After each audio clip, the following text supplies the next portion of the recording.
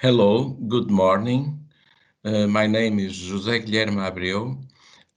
I am a researcher of CITAR, the Research Center of Universidade Católica do Porto, and this is the opening lecture of the cycle of conferences, The Art as the Gestation of the Public Sphere, initiative that is organized by CITAR and LIDA on the collaboration of professor and curator Mário Caeiro, and involving a large cycle of conferences. I want to begin by acknowledge Mário Caeiro and everyone else that has come with us with this project, and also to our competent assistant Inês Pinto de Faria, who has been very much good collaboration with the organization of this cycle of conferences. The first conference is titled "The Genetics of Artist Creation," has come to me first of all after many discussions with Mário Caeiro and other colleagues, and I have received in my email a newspaper who had a first title was much interesting for this preparation.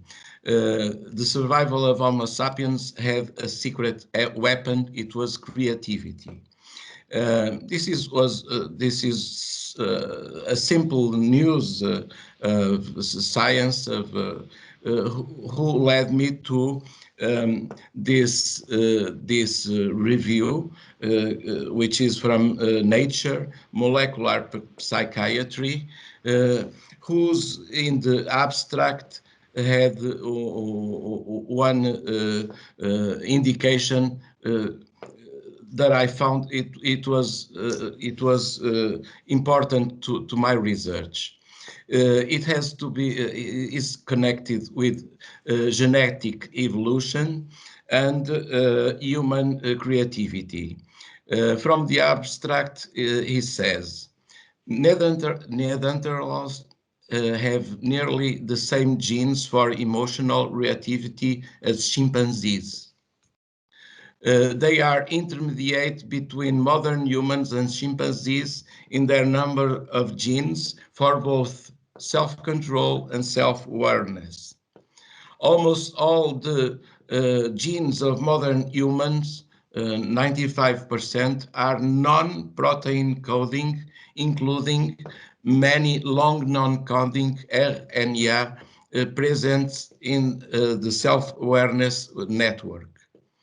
These genes may have arisen by positive selection from the characteristics of human well-being and behavioral modernity, including creativity, prosocial behavior, and healthy longevity.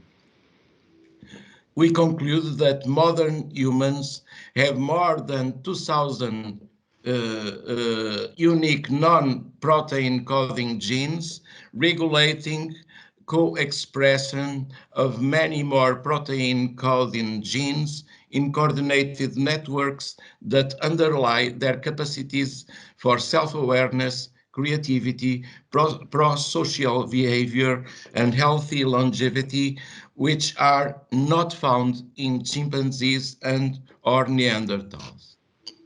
And this is a quite large research team with many different collaborators, And what we can see is that the evolution from first hominids to modern sapiens had much to do with creativity, and creativity now appears as really how to say a human sign of a superior evolution. I want to remember that when I was a student, the difference that normally was the sign from humans, from sapiens, was reason. It was intelligence. Now this new research, scientific research, put another direction to that evolution. More than reason or intelligence, it is creativity. And this is a point that for me, it's the starting point of my lecture. For it appears to me as very much significant. In the same paper article in Nature Molecular Psychiatry, from the conclusions, I would like to point other assertions, and this is the one that I would like to point. When reared under conditions of parental warmth and tolerance, sapiens, with the genotype network for self-awareness, are likely to develop a personality profile characterized by creativity, altruism, and healthy longevity, thereby creating a distinctive social dynamics. And the article of molecular psychiatry showed an image where we can see if we have the possibility of making an analysis of this image. We see in the first row the RNAs for chimpanzee, in the second row, row B, for Neanderthals, and in the row C for sapiens, where we can see that the percentage of long LNC, long non-coding RNAs, is larger, much larger to humans. So we can see that these long RNAs genes are related to creativity. In fact, we should not be so much surprised by these conclusions. In 1983, Joseph Beuys had this lithograph, and it was a poster that was delivered in the Metropolitan of New York, when he made an exhibition in New York, saying creativity equals capital. So the conscience of the importance of creativity was already known by many artists, namely contemporary artists. So let us show our postulate. We think that in order to endorse the growth of a creativity, reliable personality, the genetical network for self-awareness of sapiens need to be fostered by parental warmth and tolerance. Then, in order to endorse the emergence of a distinctive social dynamic built by creativity, altruism, and healthy longevity, such emergence needs to be assisted by the gestation of a stimulating and inspiring public sphere. So, if my point is this: if if science says that in order to develop such skills of these genes, it is important that the parental warmth and tolerance can assist that tendency, that trend. So, if that is true for individuals, then for society, it should also be needed public sphere which could also foster it, endorse the development of the human skills in the collective point of view. Inside family, we have an ambience which is more tolerant and warmth. So, in the same way, in society, we should have also an ambience which should help to develop that skills, that capabilities when talking about humans in their number, not just one person. However, while parental warmth and tolerance depend mainly upon familiar commitment towards the relevance of wisdom and compassion in formative development, the rise of a stimulating and inspired public sphere depends on collective values. So, the question is, which social mediations generate such aims? For us, it is art. Only art has the capability to provide the required mediations for such achievement, to catalyze the emergence of a common universal sphere. So, we have this question.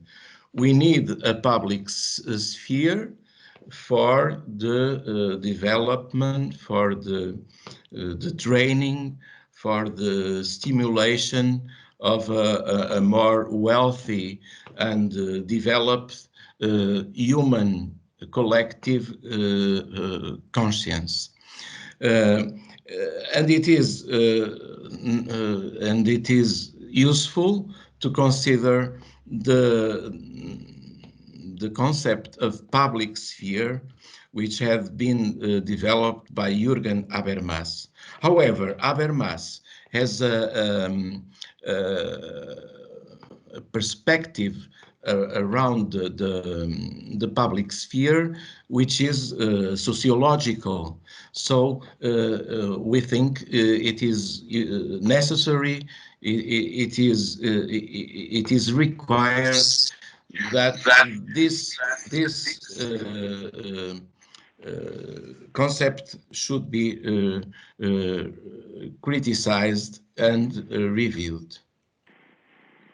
In fact, Jürgen Habermas has a concept of public sphere, which has a mark of class. For him, public sphere is the public sphere of bourgeoisie. The bourgeois public sphere may be conceived above all as the sphere of private people that come together as a public. This is a quote by Jürgen Habermas. They soon claimed the public sphere regulated from above against the public authorities themselves to engage them in a debate over the rules governing relations in the basically privatized but publicity relevant sphere of commodity exchange and social value.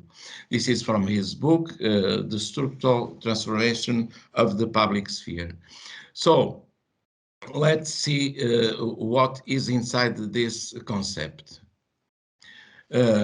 First, such sphere is formed and conducted by the bourgeoisie, and it aims to involve its members in a public debate ruled from above in order to influence public authority. The focus of such interpellation is centered in the access to the acquisition of goods and social value, issues that remain private while denoting public relevancy.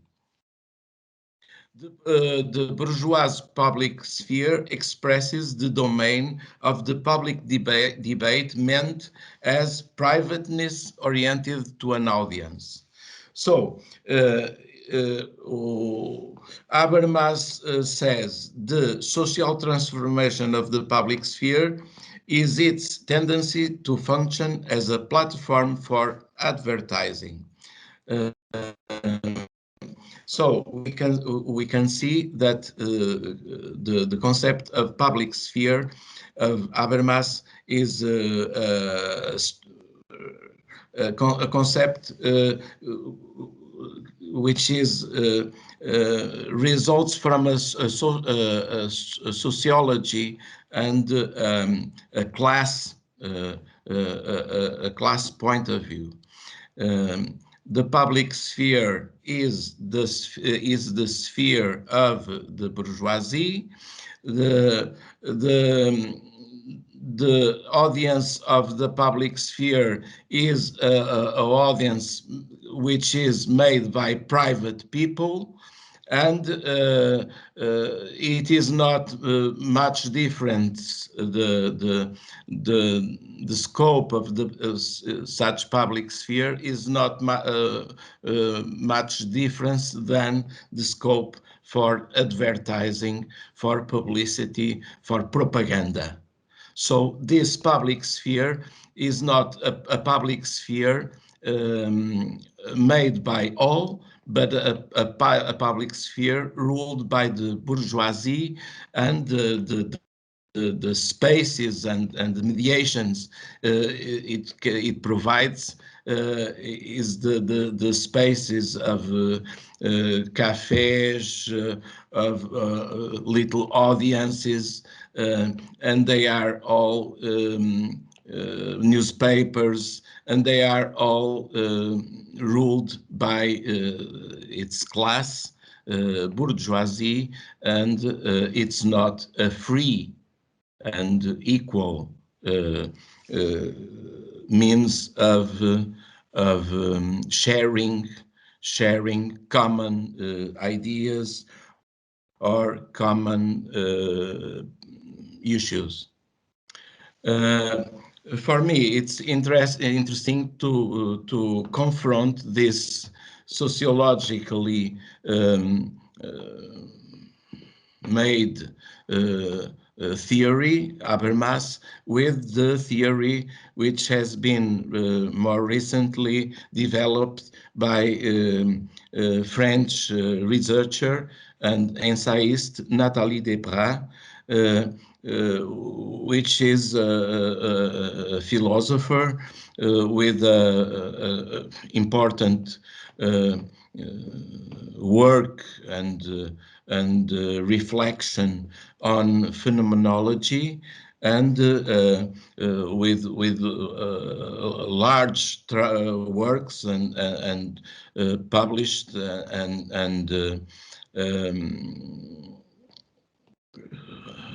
how to say, learned around Husserl's phenomenology.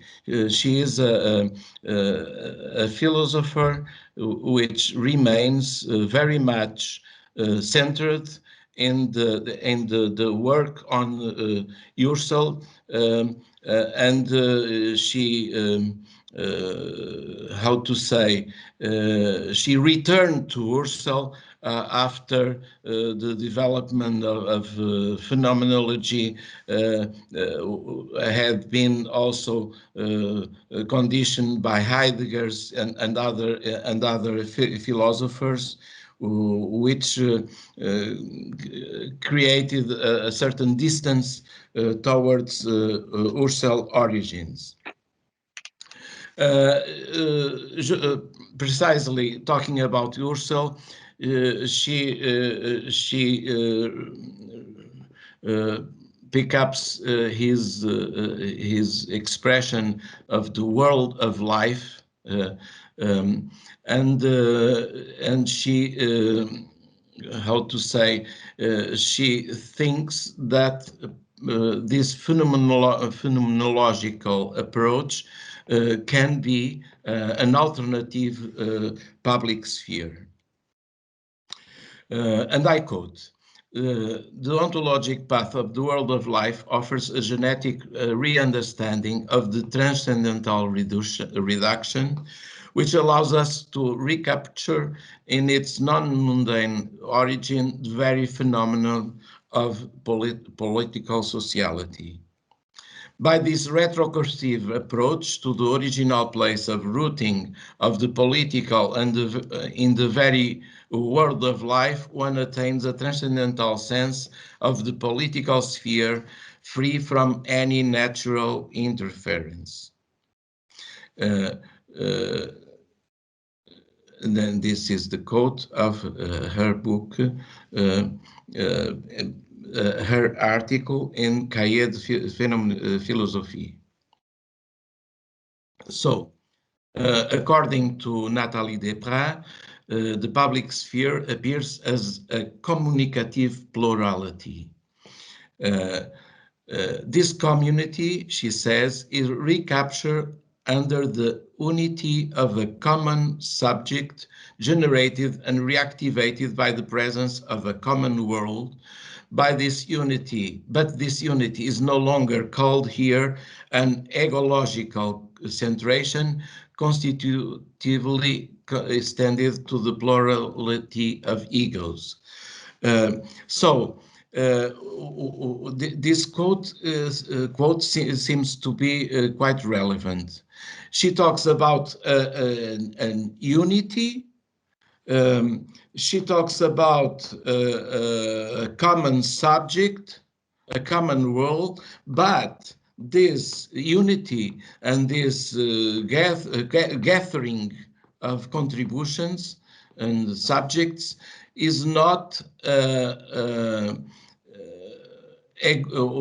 collection of a plurality of egos. This community, this common unity community is not a collection, is not how to say, it's not only gathering one and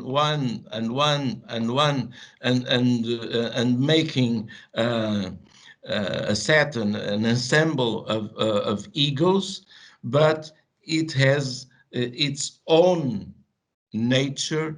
It has its own how to say, identity, for the identity is centered not in the elements, but in what is happening between them. And what is happening between them, it's communication. and it is a plural communication. And I think that this other point of view, it's of big importance, because it is not centered in the things, in the persons, in the how to say, in the material, in the human material, but in the attitude, in what happens in the function. The communicative plurality is entirely in its dynamism and its tensions.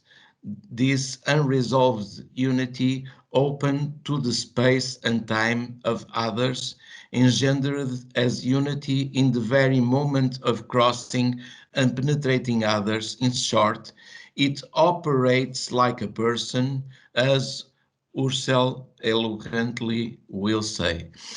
I think this becomes more clear now.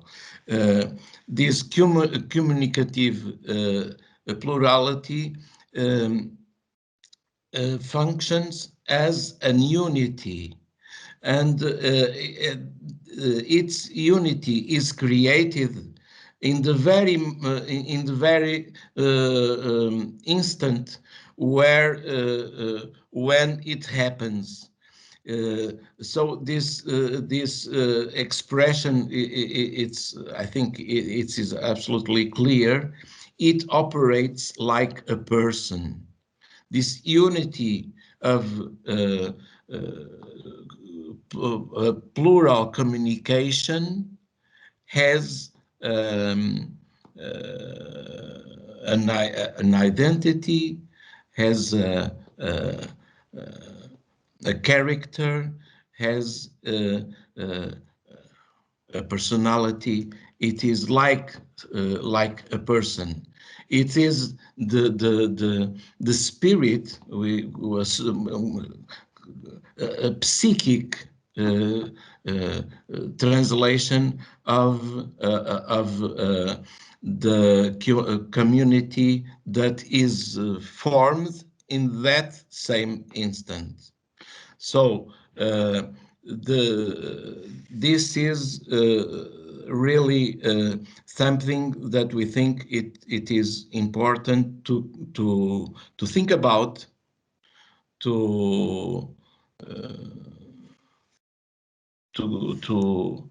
develop, to try to understand in a more subtle way, not only the material point of view. So the eidos, the essence of the sphere, is that of a cohesive, communicative plurality. Its conception is not adequately given by the sociologic interplay of actors and interests, for they appear as positional and contingent. So it's different much different from the perspective of Habermas, which remains positional. Positional is here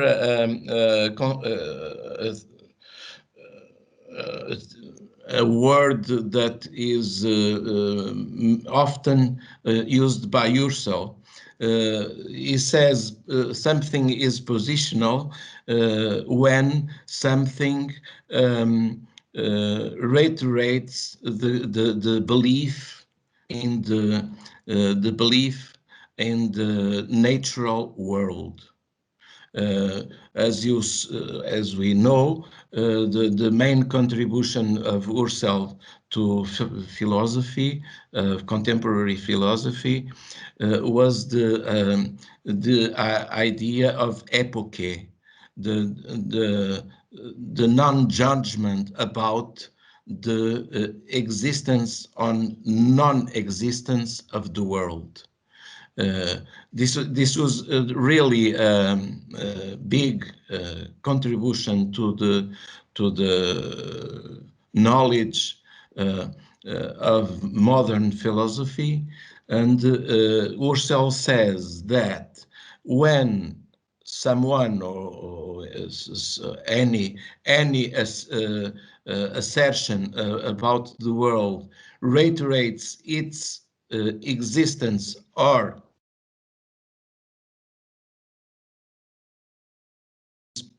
and the contrary of the opposite of positional is transcendental. So this perspective of Nathalie Desprats, it's anchored in Husserl's philosophy, and her point of view superiors, portanto, goes beyond the sociological point of view of Habermas. The sphere is adequately apprehended by an ontological path, seeking to capture the essential meaning of the very world of life. So our idea of sphere, and we don't say sphere precisely not to make confusion with the sociological point of view. The sphere opens an ontological path that leads us to the meaning, to the heart of the very world of life. This is a perspective that goes beyond the sociological point of view and is anchored in the phenomenological perspective about life and about the world. This retrocursive process, however, aims not to reconstitute any archaic, eternal, or forgotten principle. When we talk about a retrocursive process, we are not saying that tradition was more profound, was more truthful, was more perfect than modernity, for instance. The retrocursive process is not retrocursive in the sense, in the historical sense, but is retrocursive in the sense where it leads us to reflection about ourselves, about our nature, about our identity, and about our path in the world. Instead, it aims to lead our thoughts to an undetermined ontological region where fresh syntheses are generated. So this retrocursive process or path is retrocursive in the sense that it looks for an alternative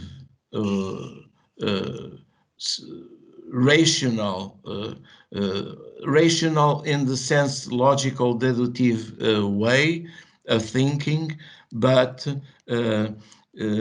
it is also the openness of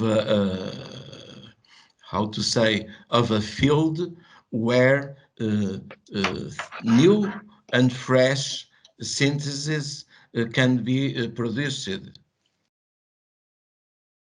You may call this fresh synthesis art. when it happens on the behalf of a communicative plurality, we may call it public art. So this path, this ontological path, lead us to a field where art can be really the issue, the possibility of new things be created, new things be arisen, and when this is thought and this happens on behalf of a communicative plurality, this could be the new definition or another definition for public art. Public art is a very inclusive and wide field of creation. It has many trends and tendencies and currents and sensibilities. What I am saying is that this should be also considered as a possibility for a more ontological public art. Public art's ideario is to generate an inspiring public sphere, the sphere. So we have here our perspective, our postulate, our hypothesis for a larger and renewed perspective about public art and about creativity. C.R. Mangiani says, the art in public art is not a gentle art, but a missionary art.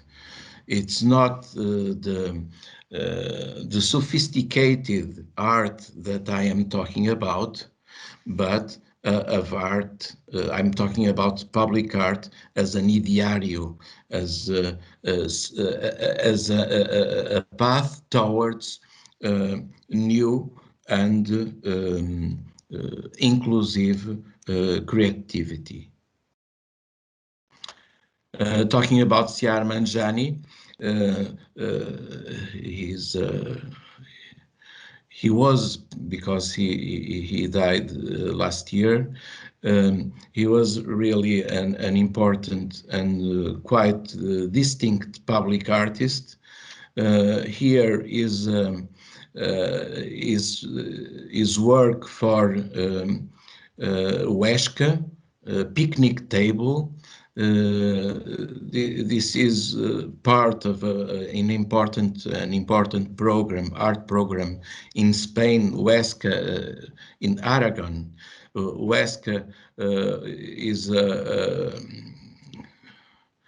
city, a small city in the Pyrenees, and it had a public program, Art and Nature, which was led by Javier Maderuelo. And this program, this art program in the landscape, in the beautiful sites of Aragon in the Pyrenees, you can see here an image, was organized as a series of to invite some artists to make their interventions in several spaces, which the artists also should choose. And when Teresa Luesma talking about this project of Armangiani, she said when came the time for the PC of Armangiani, he first asked to the people in Huesca what they needed for. What was really something that could be useful.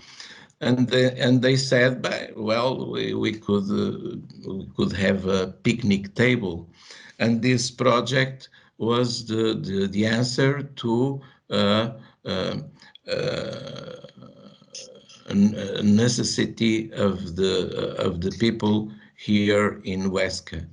In fact, it is not only a picnic table.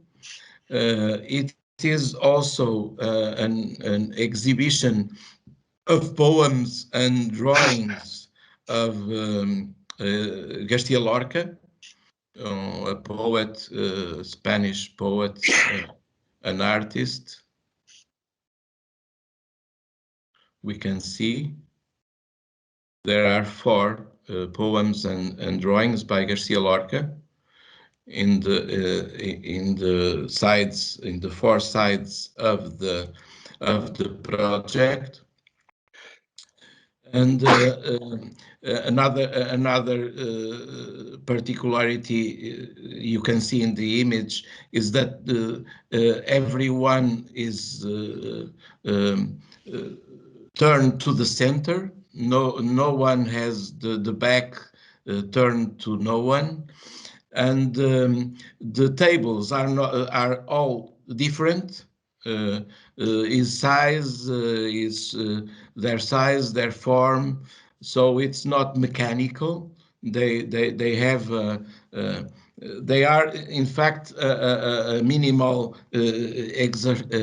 exercise of form and rhythm, and it's said that the opening, the dedication of this table, picnic table, was something really extraordinary, because everyone took up their meals, and they had a common and convivial meal together, and it was really a party, you can say. Another project that is much peculiar is we can call this a monument, I think. It is Imagine Peace by Yoko Ono, which is a tower of light that is in Iceland, in an island, Viðey Island, which is in face before Reykjavik. So in this image we are facing Viðey Island, and we are in our back we have Reykjavik. And the reason why Yoko Ono chose Iceland for his project Imagine Peace was that Iceland has no army. It has not. It's a peaceful, absolutely, literally peaceful territory, land, and also because in Iceland there are many volcanoes, as we know, and the electricity that is produced for this light beam is produced by the power, by the heat generated by the volcanic underground of this island. So this project, this light beam, very much powerful, has no as no as none of this power has any how to say pollution consequence, because it is generated by the electricity is generated by the heat of the volcanic ground. And this tower of light, this light beam, which has many kilometers high, is lightened between the date of the when John Lennon was born. The day I don't know if it is in October. October. It was in October, and it remains lightened until December. I think it is 8th December when he was shot in New York. And that's the period, normal period of lightening of this monument, which is also a memorial. And besides these fixed days, which is lightened, also it is also lightened in the day between 31 December and 1 January, because it is the International Day of Peace. And also it may be lightened if there is an evidence of anything which was could be how to say, importance for the construction of peace. If anyone or any event that can be proved that it was important or is important for the growing of peace, and then there is a commission of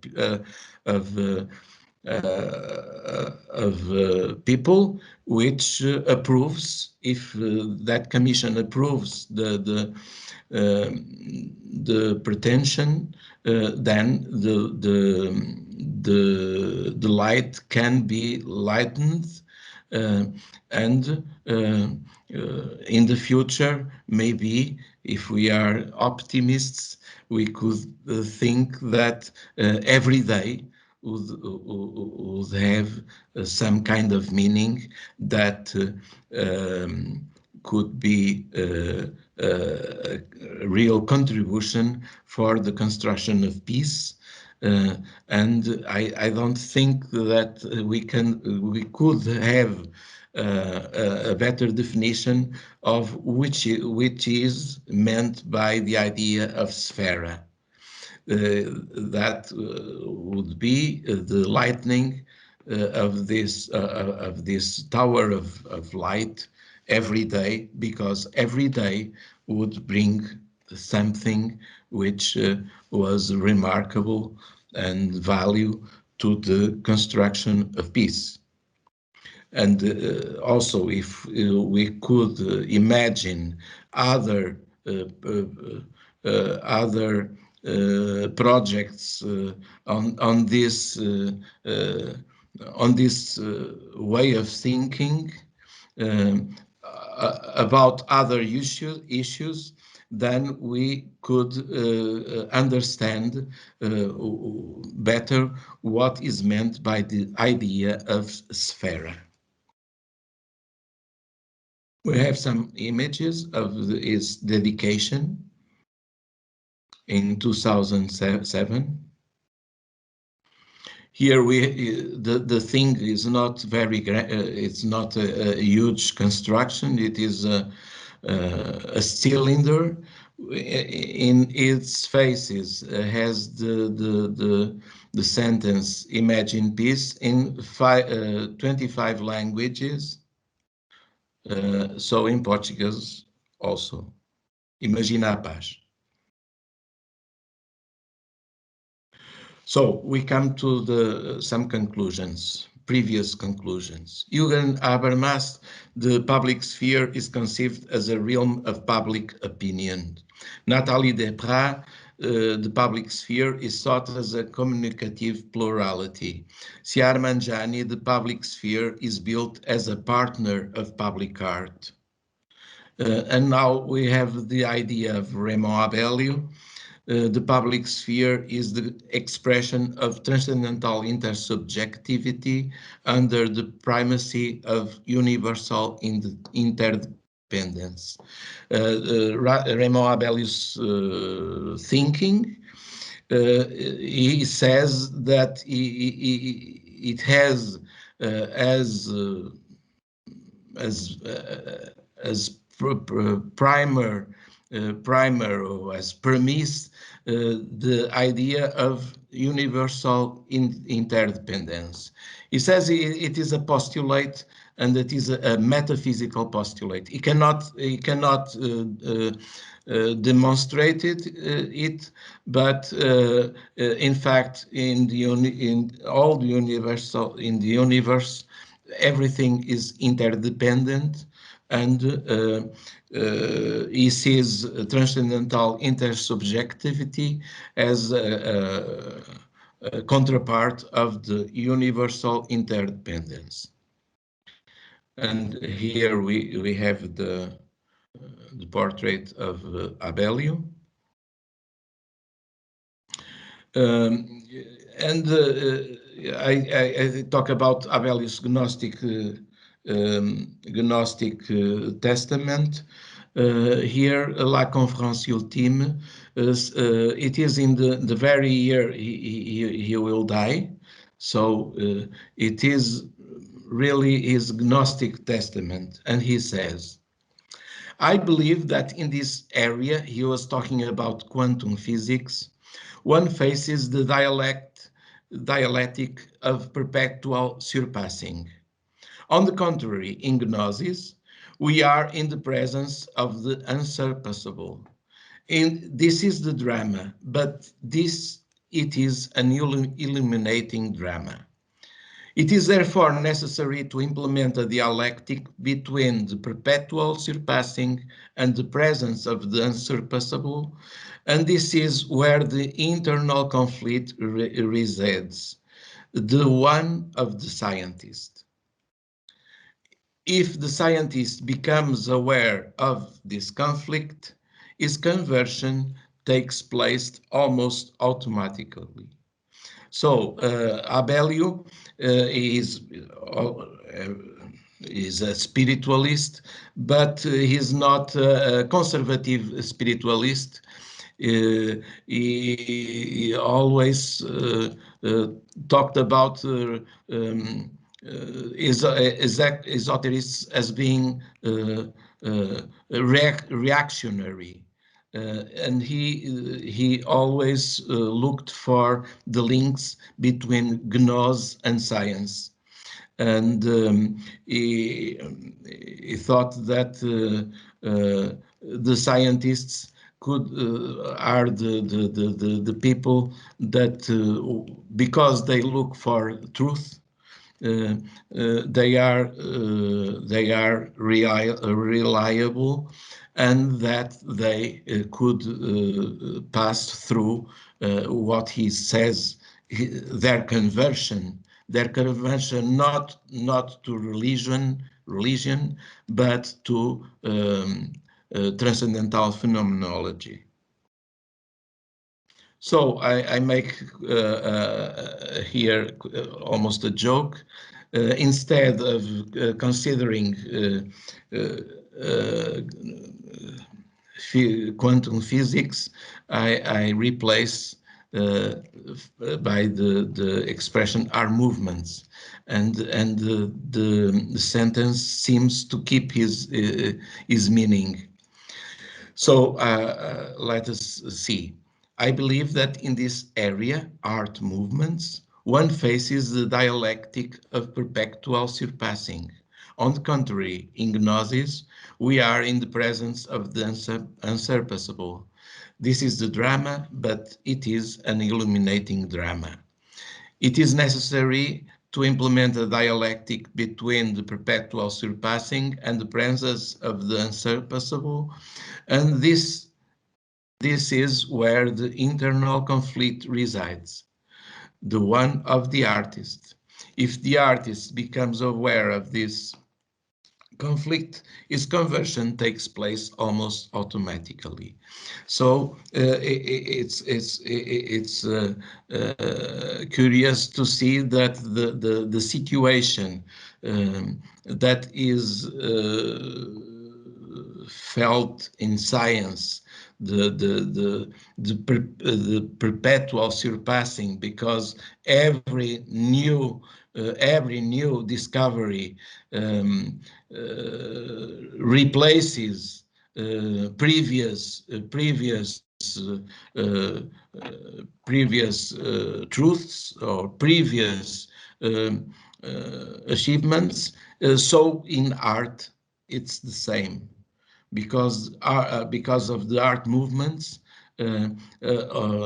they have somehow the same dynamic.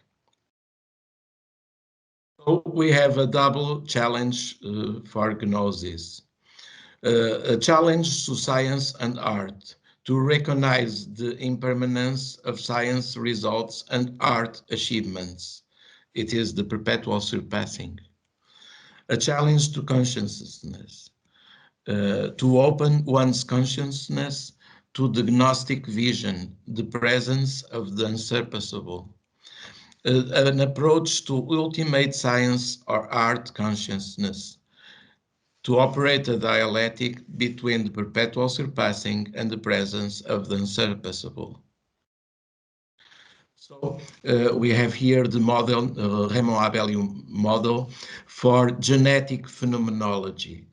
Husserl also talked about genetic phenomenology because he had developed mainly what is called the static phenomenology. Static phenomenology is thought as a description of things, of description of situations, of description of what is there.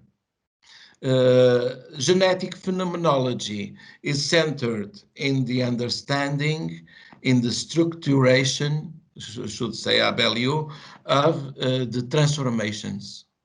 It's not what is stable, what is there, but how it happens, how it changes, how it is generated.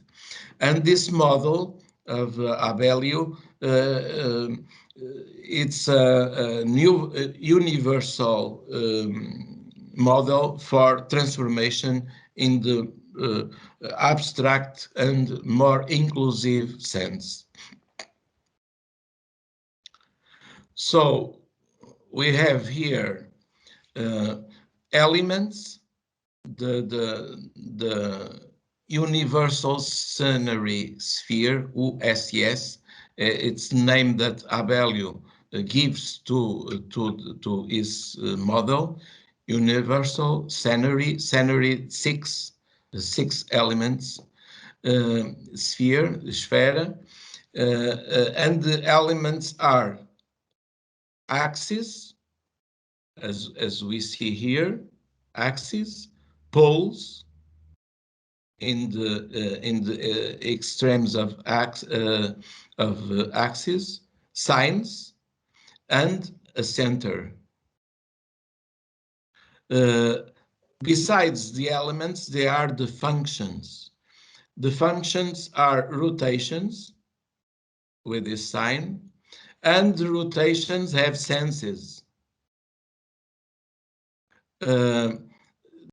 When I talk about rotations, I talk about what is happening in the equatorial plane of the sphere. But besides the field of action of these forces, there are other two poles. The pole towards unity, the pole towards unity is the upper part, superior part of the vertical axis towards assumption, and the lower part of the X is to incarnation or to plurality. So we have here a model which wants to represent everything. And the results can be seen as resonances and meditation exercises, insights, because if we can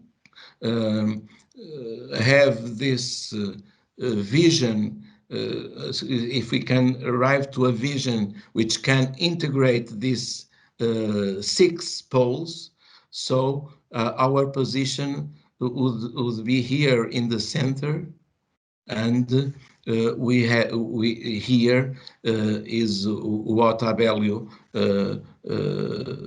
calls the ego transcendental. So Abellio's theory is a genetic one in the sense that it generates, like gestation of a new being.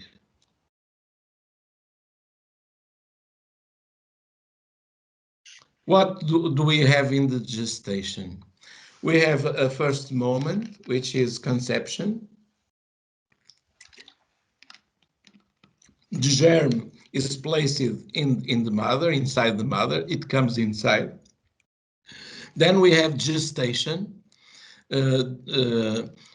which is a stase. The first one is ekstase. Ekstase, it's a dynamic process, is a transition, while gestation as a stase is a more stable process. During gestation, the embryo becomes the fetus. The mother envelops the fetus and nourishes it. Then came another ekstase, birth. The infant comes out from the mother. It goes outside, but also it is truth that when the embryo comes outside the mother, he comes inside the world. And so we have growth, another stage. The infant is in the world, he is inside. He came from inside the mother to outside, but in the very instant, he became inside the world. And then when the infant sucks a mother breast, there's an inversion because he envelops the mother breast, and then outside becomes inside again. So this is the form of seeing I will say in French, structure d'inversion intensificatrice d'inversion. The structure of intensified inversion of inversion. It's a kind of complex process and idea, and I'll try to show it with my graphics in order to become more perceptible. So before finally one detail, if we see this process, conception to growth, in the sense of the future, we see it as intensification, because there is a magnification of the circumstances. But if we see it backwards, we see it as inversion.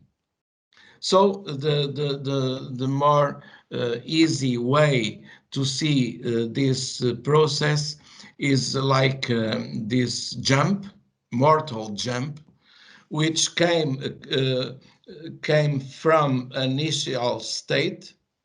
We have here on the left, we have the first inversion, and it is curious because the position of the athlete, it's just kind of a fetal position. It seems that is some kind of rebirth when she finally, after the second inversion, she arrives to the final state.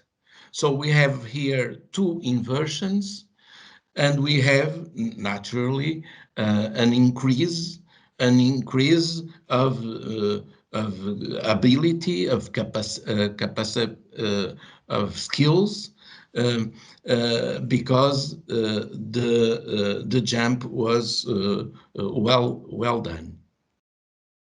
So intensify the inversion of the inversion structure. First events, beginning of a cycle, inversion of the starting point, reversion to the starting point. But we have two stages: initial, reinverted, and amplified. This amplification can be in extension or intensity. And the sense of analysis. Retrospective is an inversion, prospective is an intensification. So the example of a jump between a gap, it's something that can show what this theory is about. We pass through a state of weightlessness when we jump, and we return to a state of gravity, but with the experience of having achieved a momentary flight. So we can see discontinuity as a jump. And I will pass because this is already said. The importance of discontinuity is absolutely relevant here, because discontinuity can really give us two different situations. If this discontinuity, what is after the gap, is equal to what was before, and discontinuity was just a hiatus between equal parts, we could say that we have here a model which could be said it is a clone. But if discontinuity is a leap between two different states, and we can have a second insight, then the model, it is art. So what is the difference? The difference between these two models is creation. So I would like very much to emphasize the creative side of the artistic production, and not only the skills and the technique around it. So this is what has been said, and we came here to a theory. In fact, this is not my theory, but Daniel Vernet, it's a researcher um, uh, which has been dealing from many years with these questions. So we have here an exercise of structuring the creative process from Daniel's point of view. So our depart point is the phenomenal world. And the artistic project, the creative process, is something which required creativity and ends in the definition of a project. After the project is thought, is created, then the creator, the author, should pick up his tools, and with the tools he should modify matter in the sense that is required for the construction of the project. But he is not these poles are not the sole elements. They are in fact, they are the immediate and factual elements, the concrete, the literal elements required to the project, but they are not the only forces which are present. And Daniel Vernet points to other, in order to create, the author should have a motivation, a will, some kind of impulse to create, and also he should be moved by some kind of idea, some kind of ideal, some kind of inspiration, okay? And we are talking about Raymond Abelius' model, no? So we have two poles, the pole of the universal psychism pole, and the personal psychic pole. And the work will be, how to say, it would be also engendered, created by these forces, and they are not the only ones. They are other two, because in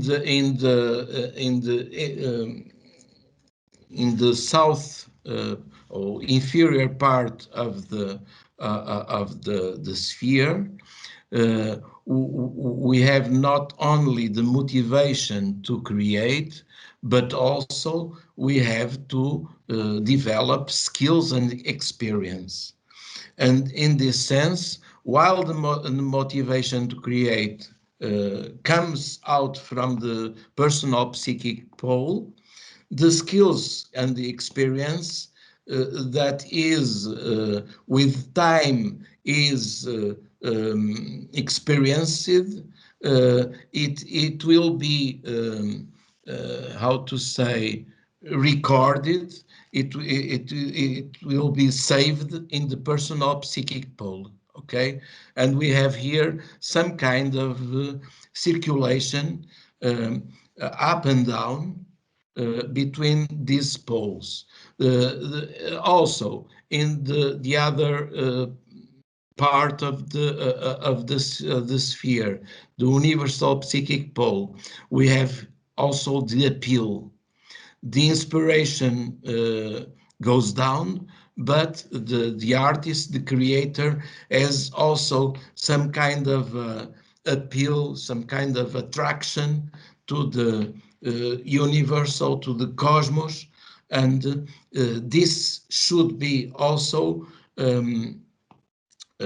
how to say, should be also considered if we want to understand the creative process.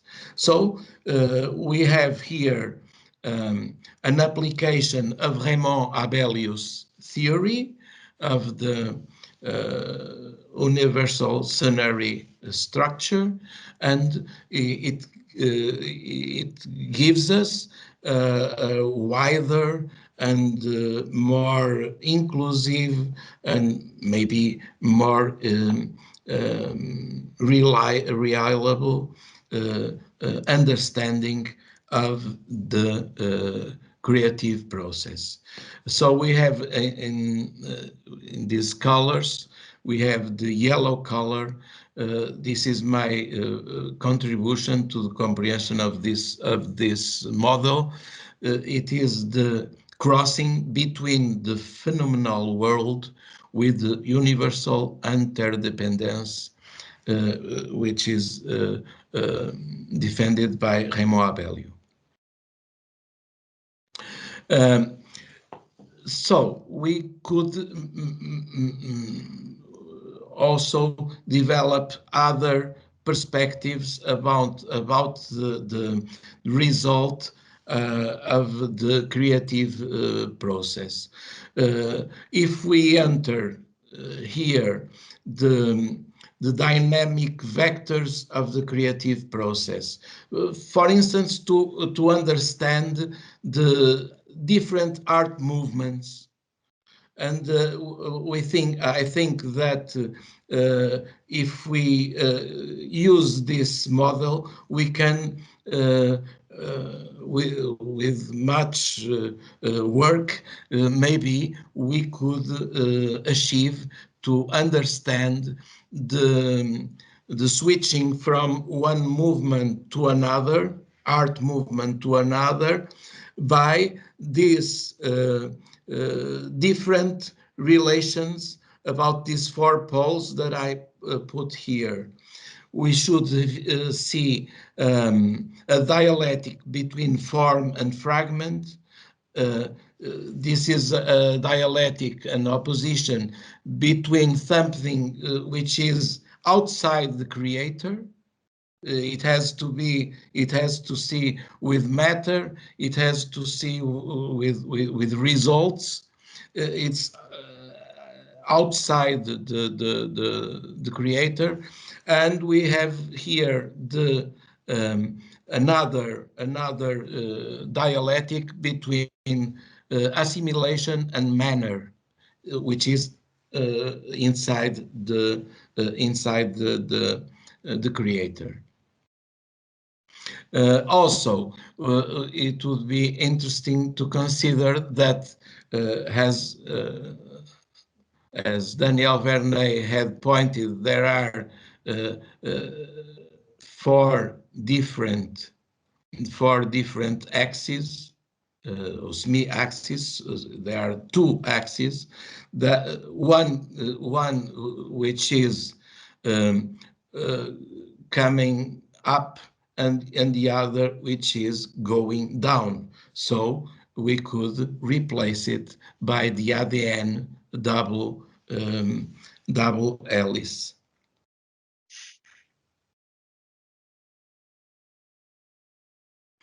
And an exercise here about movements using the six categories by Renato de Fusco. Maybe you remember this book by Renato de Fusco, which defends the existence of these six lines of production: expression, formativity, reduction, utility, oniric, and social art. And we have here the examples of artists which appear work in these lines. Others do. We have now a reference of Marcuse, because Marcuse, this quote, I think it's interesting. This means one of the oldest dreams of all radical theory and practice. It means that the creative imagination, and not only the rationality of the performance principle, would become a reproductive force applied to transformation of the social and a natural universe. It would mean the emergence of a form of reality, which is the work and the medium of the developing sensibility and sensitivity of man. And now I throw the terrible concept. It would mean an aesthetic reality, society as a work of art. This is the most utopian, the most radical possibility of liberation today. This is from the 60s, and this objective society as a work of art, I think it would match the idea of the creation of such a sphere which I have been talking about. So the question is this: how can public art communitarian engagement be promoted? How could, if public art, as is the ideario, if public art can be the gestation for a public sphere, how can public art engage this process? So we have found these six distinct models, and they exist already: celebration, initiative, intervention, production, pedagogy, and acknowledgement. Let us see the first four. Celebration, the cult of great men; initiative, erection of statuary monuments; intervention, rejection, toppling of statuary; reproduction, creation of alternative expressions. For instance, celebration. We have here the monument to Camões in Lisbon, and 1862, 1867, the time of his creation and dedication. And around the monument of Camões, many festivities have risen on his triple centenary, and these festivities were so much important that historians says that they generated the political movement that came to the instauration of the Republic in Portugal. So we have here a monument which can be a pole to celebration, and that celebration is not only a party. It is the beginning of a process which will modify radically the world. And also the same monument, in another sense, in the opposite sense, the mourning, the critical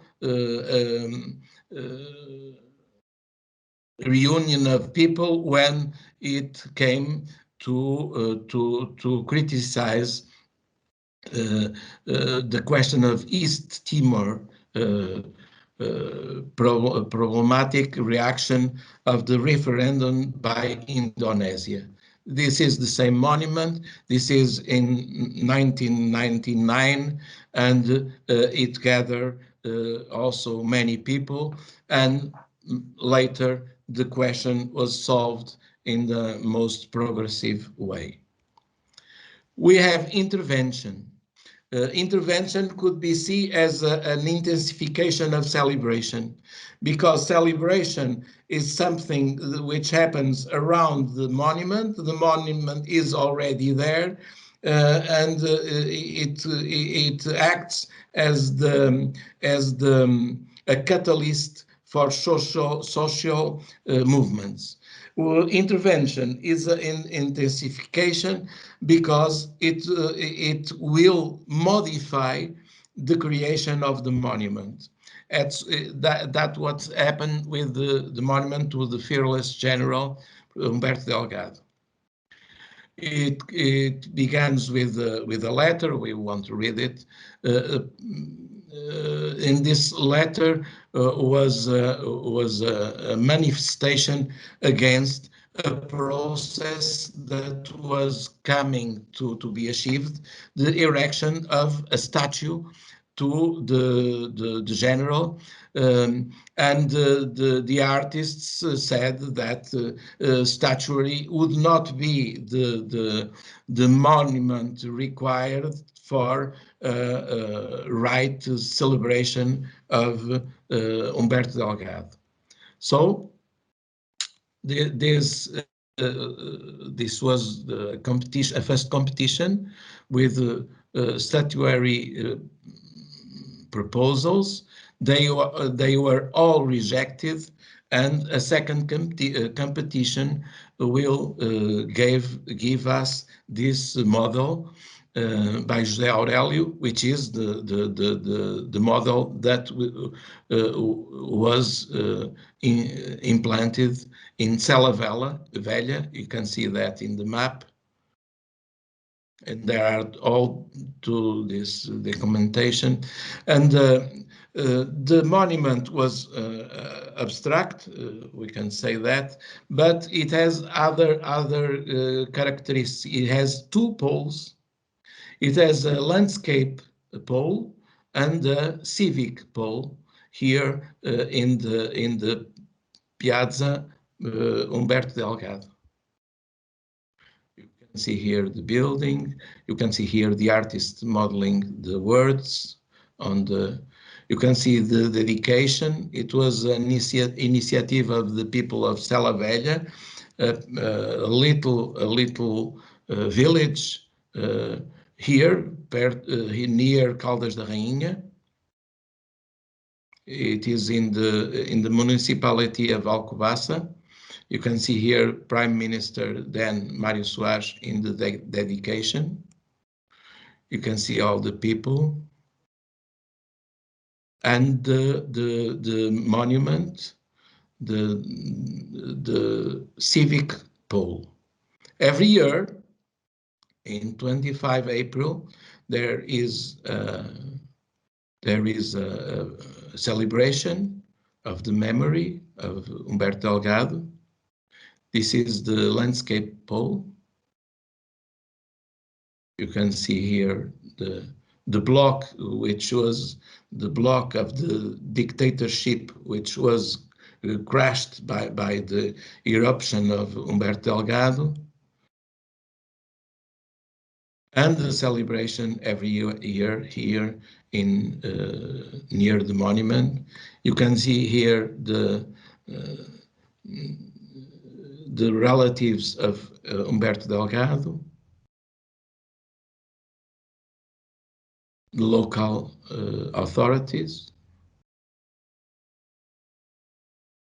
the local people with this grupo ethnographic group, the convivial lunch, an exhibition of the process of this monument in the piazza. And now we are talking about intervention, and the R3AP, it's a network for public art in Portugal, has been developing with the author of the monument an upgrade of this monument, trying to link the two poles of the monument with an itinerary that could be an itinerary of memory. So we have a first project. It is a drawing by José Aurélio, the author of the monument, which wants to create here in red a little museum for the memory of Humberto Delgado, to display the pieces that cannot be displayed outside, and then we have an way with this wall here in the middle, which has which should have many facts about the life of Humberto Delgado, as also these 7 little walls around this round point, and we have a way up. This way should be before the Carnation Revolution, and then here should be related with the PREC, with the revolutionary process. We have initiative. Initiative is when there is a group of people which propose the erection of a monument. We have here the Executive Commission for Monument to Infante Sagres, Infante Dom Henrique, Henry the Navigator, a very large commemorative program. We are in the end of 19th century, but already there was much involvement of the community in these processes. We now, in contemporary, we should develop some kind of involvement like this. And yes, it involved all the city.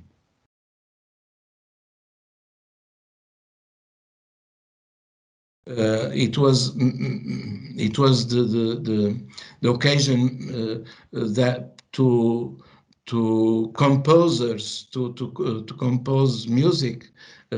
For instance, aqui Alfredo Keil, which was the author of Portuguese hymn, composes the hymn of the infant.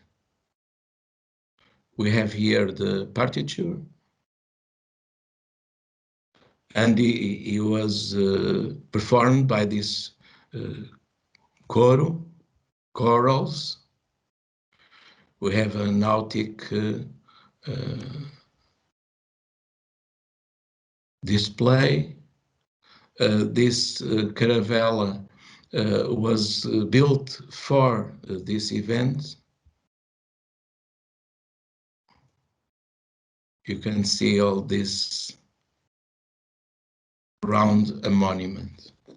In the contemporary production, was developed. These two examples were developed in a program, art public program in Paredes, which was developed by CITAR with the municipality of Paredes, and it included also two pieces which were built by the public, we can say, in a controlled way. We'll see it. Visual Exploratorium was built by the students of Paredes Secondary School, coordinated by teacher Moisés Duarte, and Paredes Tales was a project by the mestrado, the public art in Oporto Fine Arts faculty.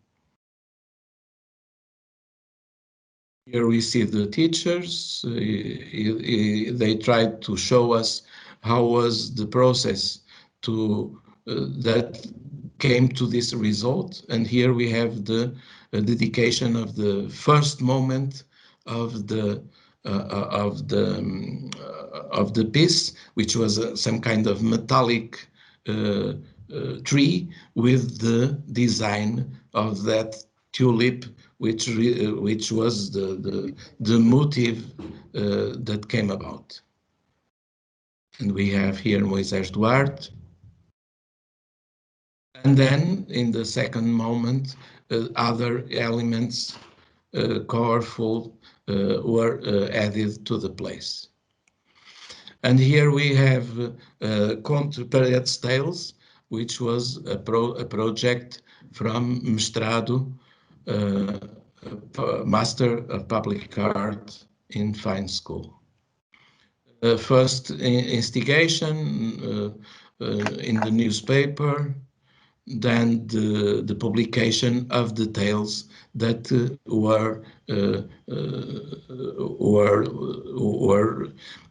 how to say, registered by the artist. Also public sphere on open talks and see window shops. This was also in Programa de Arte Pública de Paredes. This was with merchants, because they would provide their showing places of their shops to present works by the students. We see some examples, and here is the interpretation center with its first and fixed exhibition of public art. We have here the model from the pupils and different definitions of public art. This is the catalog. Pedagogy, the roots of Santo Tirso MIEC, Museum of International Contemporary Sculpture. Here I am with pupils of the secondary school, talking about the pieces of Santo Tirso museums. We produced some documents. Here the pieces of paper I gave to the pupils were they had all inside all the information for every piece, and then they should write in the left her commentaries and appreciations or depreciations about the pieces, and then we could also here we had here some kind of they should select the first, second, and the third pieces they preferred, and the same for those they rejected. And then we could make some kind of analysis, also quantitativity. They are here.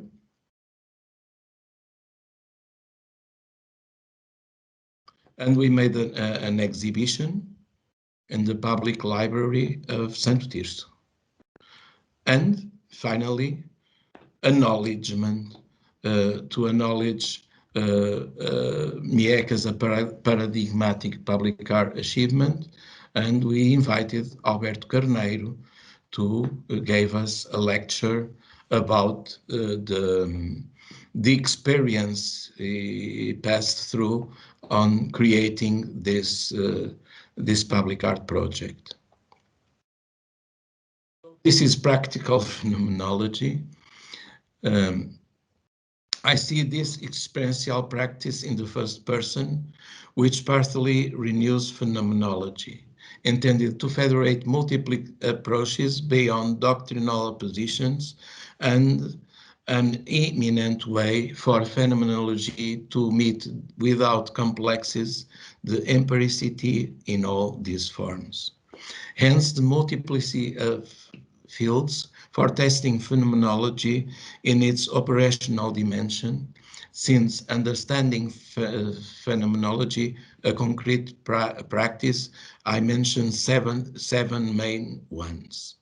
We are talking about a quote of Nathalie Desprez. The intimate experience of prayer, scientific experimentation, Buddhist meditation, the psychiatric relation of the caregiver, the anthropological situation of the encounter with the foreigner, the contemplation of the work of art, the work of the emergence of meaning in writing. So this is what Nathalie Desprez calls practical phenomenology.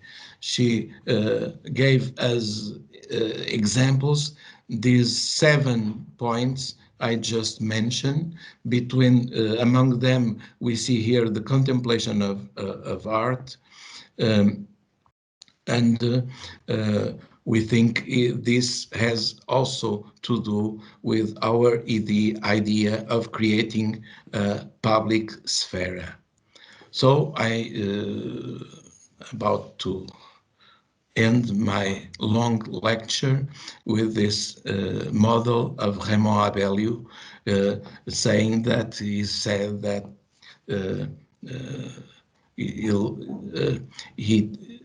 he calls this model la structure absolue, so the absolute structure, and he calls him as a yoga or of or for the Occident. So thank you for your attention.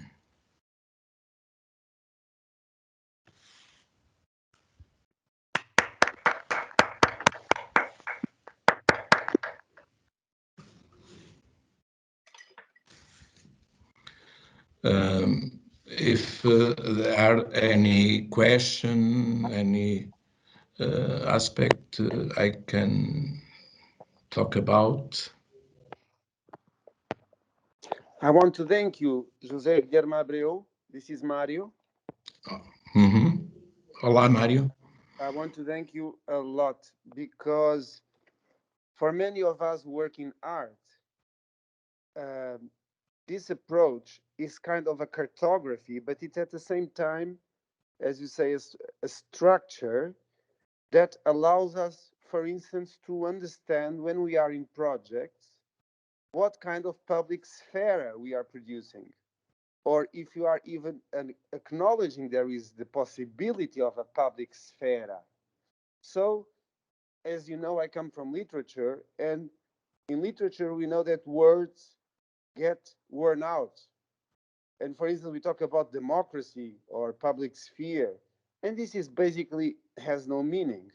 But we, in this situation, and with your examples, and of course with two of the greatest artists in our time, which are presenting talks in this meeting and who are currently listening, Dominic Lehmann and Simeon Lockhart Nelson, these are kind of people with whom I have conversations for more than 10 years, 12 years, 15 years, and we all believe there is some sort of sphere being produced. So it was good to start with your talk because we kind of also have a sort of cartography or map or structure that we somehow also is useful for our discussion with whoever we meet. Okay, just wanted to say this couple of words, and I would like to hear the opinions of listeners because this is the first conference, first Saturday. Everybody's tired. I'm moving out of my place, so uh, I just wanted to hear a bit the feedback to your issues, and maybe people have some questions. Again, thank you very much. Thank you.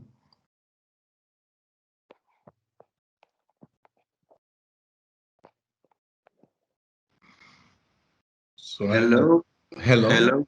Hello. This is Dominic Lehmann. I'm very impressed by your very insightful lecture. The term that which you are referring to as a sphere is of course incredibly important for us practitioners in this region. My question to you is basically how would you reflect upon adding the Greek element to the term sphera as atmos? I mean atmosphere, because I think your talk opens up the question on the basis of a very strict diagram, but within the atmosphere created by adding the Yes. atmos to the sphere, we kind of start to negotiate all those referential marking points towards what the public sphere may be, because for me the public sphere in fact is incredibly related to the term atmosphere. Mm-hmm. As long as we thank you. atmosphere, Okay. this is something which equals for all of us as much as in the artists as the viewers. We all inhale, we all breathe the same air. I think the artist's function is also to create, most of all, before he erects anything or before he creates any performative sculpture which could exist to perform any kind of social ritual around it in the public sphere, is to recreate to think of the atmosphere as the major factor for the public art. Thank you. I think, in fact, our main preoccupation when we chose talking with Mario, we prefer to choose the expression sphere precisely in the first place to create a distinction between the public sphere of Habermas, which is sociological. It was important to its time. It's related with the critical theory. It was important to his time, a time of a certain how to say deceivement from social movements, and and choosing the choice of the public of the word sphere was really thinking about classic terms, as you said, because when we pick up those classical references, we have a material. We are dealing with a material which is much more plastic, which is much more has the capability of being much easily transformed and described. Appropriated. Yeah. Yeah. Its adequacy it's greater, and when you refer atmosphere, atmosphere, it is also even more interesting because it becomes more subtle. The reference to the air, it's a reference, its connotations are more subtle, less how to say, literal, and so they have the capability of opening a field which we can uh, how to say, to colonize that field in pristine way. Okay. It has it lacks all those connotations and conditionalisms that narrow and difficult a creative process, because I think that in theory, philosophy or thinking, there is also a creative trend, a creative side, and we should not become how to say, conditioned and tied by only the rational way of thinking. We should have also this open to the to other levels of consideration, intuition, inspiration, and all other aspects of the personal and universal psychism.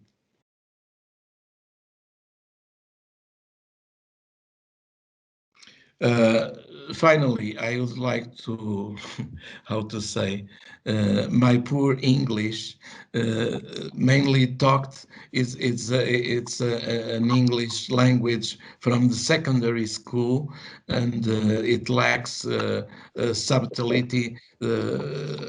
Maybe in writing, I can put it in a better way, but my spoken language is very poor. I'm sorry for that. May I just one little comment as well? In fact, this idea of atmosphere is quite challenging and relates also to these beautiful and important notions we have in Peter Sloterdijk, which is basically a fundamental, both practical, I mean, related even to health, and mental, and the life of the mind, which is this idea that atmosphere conveys. So, and it's a big challenge in operative terms right now, from all possible situations, from lots of pressures.